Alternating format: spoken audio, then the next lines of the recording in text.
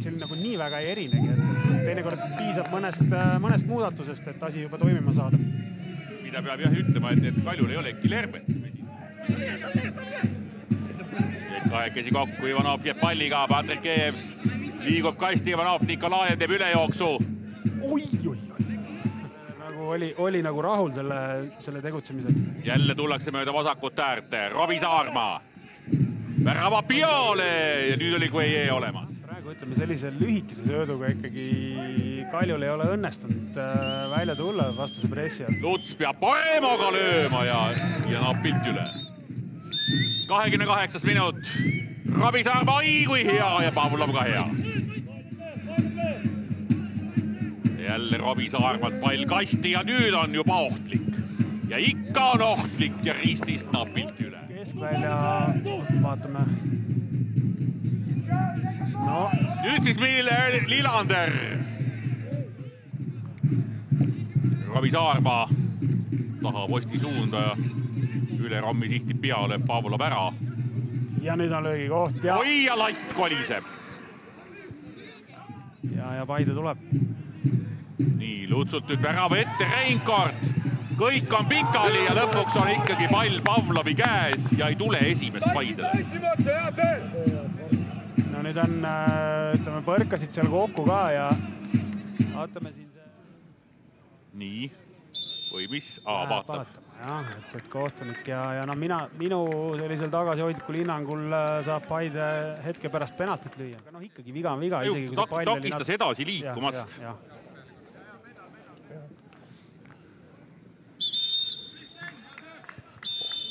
Vennal, vähemalt meile klappidesse kostis. Kes seda ütles, ei saanud aru. Aga... Endast vasakult poolt karikafinaalis 2 penaltit. Ja nüüd hüppab samale poole, aga Robbie lööb teise poolde ja 1-0 Paide ette. 1-0 Paide ette, Paide tuli tegelikult riietusruumist välja ka sellise samamoodi hea energiaga nagu esimene poolaeg ja nüüd saab selle edu kätte. Siit on, ütleme, praktiliselt... Tuleb juba ära. Teine Luts tuleb ära. Nii ja nüüd siis variante. Mussoliitin! Baranov, ütleme, Saarma. Ka sellise kogenud mängijana teadis. Saarma juba ära läinud. Lillander! Löögikoht! Lillander!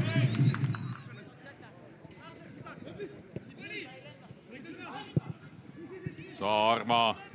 Pall liigub. Miller! See oli kaunis ja 2-0. See oli väga hästi mängitud ja Reinkord, kes mängu jooksul, siin esimene poolaeg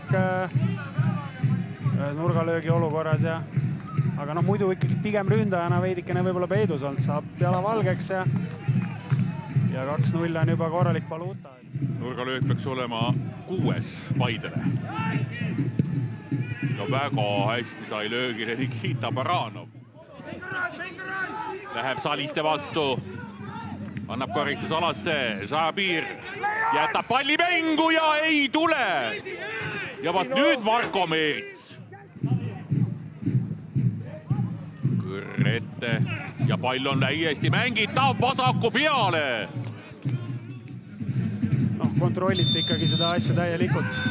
Nii ongi. Vladimir Vassiljev 1-1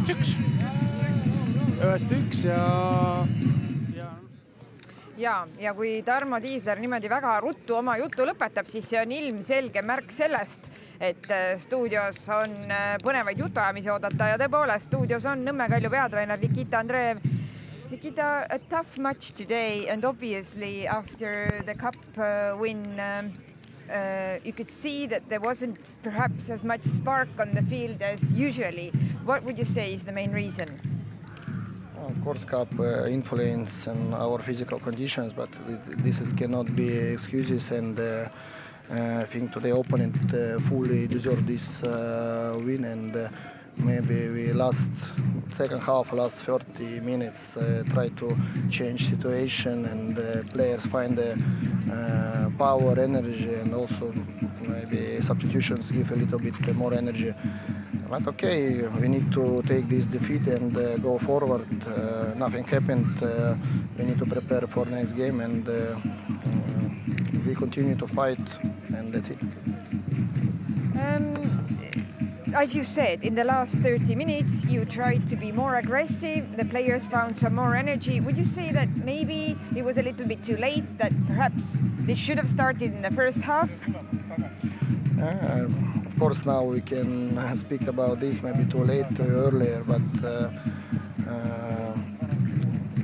maybe yes, maybe we need to change from the beginning a little bit, but it is what it is, and now second half we tried to turn the game, but it wasn't possible. Would you say that cup win, which is a great thing, a big thing, also perhaps makes the players lose a little bit of the focus, a little bit of the concentration? I think yes, of course. Young team spent a lot of energy, spent a lot of power, play 140 minutes in cup against good opponent, and also emotions. And we play after 3 days, and this will be for us good lesson how to find energy for next game. For example, Conference League, and we will take lessons from our mistakes, and next time we'll be more stronger. Thank you very much. Ja kiire tõlge, mida siis Nõmme Kalju peatreener Nikita Andreev ütles, et muidugi see karikamäng imes neist energiat välja ja mahlasid, aga et see ei saa olla vabandus tänasele kaotusele, et Paide väga vääris täna võitu tema sõnul ja viimasel 30 minutil lükkas siis ka Kalju teise käigu sisse. Mängijad leidsid veel jalgades energiat, aga nii palju siiski mitte, et sellest väravaid välja imeda ja ütles, et peavad selle kaotuse nüüd selja taha jätma ja jätkama tööd. Kui küsisin, et kas see tähendab seda, et võib-olla oleks tulnud Kaljul see käik sisse lükata pisut varem, äkki lausa esimese poolaja lõpus, siis ta ütles, et jah, tagantjärele võib ju sellest rääkida, et võib-olla oleksime pidanud algusest peale seda tegema, aga seekord läks nii. Kui küsisin selle kohta, et kui palju näiteks oli küsimus pingelanguses ja keskendumise fookuse kaotamises just pärast karikamängu võitu, siis ta ütles, et jah, noorele meeskonnale ka see võib olla iseloomulik, et nii läheb. 3 päeva on ju neil olnud aega taastuda nii mängust, aga ka emotsioonidest, aga see on neile hea õppetund, kuidas siis ka euromängudes ennast kokku võtta. Aga nüüd siin Paide linnameeskonna võidukas peatreener Vladimir Vassiljev. Tere Vladimir ja tere tulemast tagasi koju. Tervist. Väga pikka aega ei ole siin stuudios saanud tervitada, aga nüüd on jälle see võimalus. Paidega saite selle võidu kätte, see oli väga oluline, et see vahe liiga suureks ei käriseks. Kohe saatis sind edu, kui palju sa nüüd nägid või kui palju sa üldse jõudsid meeskonnale edasi anda mingisuguseid väga konkreetseid ideid tänaseks mänguks? Tegelikult ainult eile. Meil oli enne seda 2 treeningu, kus olid lihtsalt sisse juhatavad.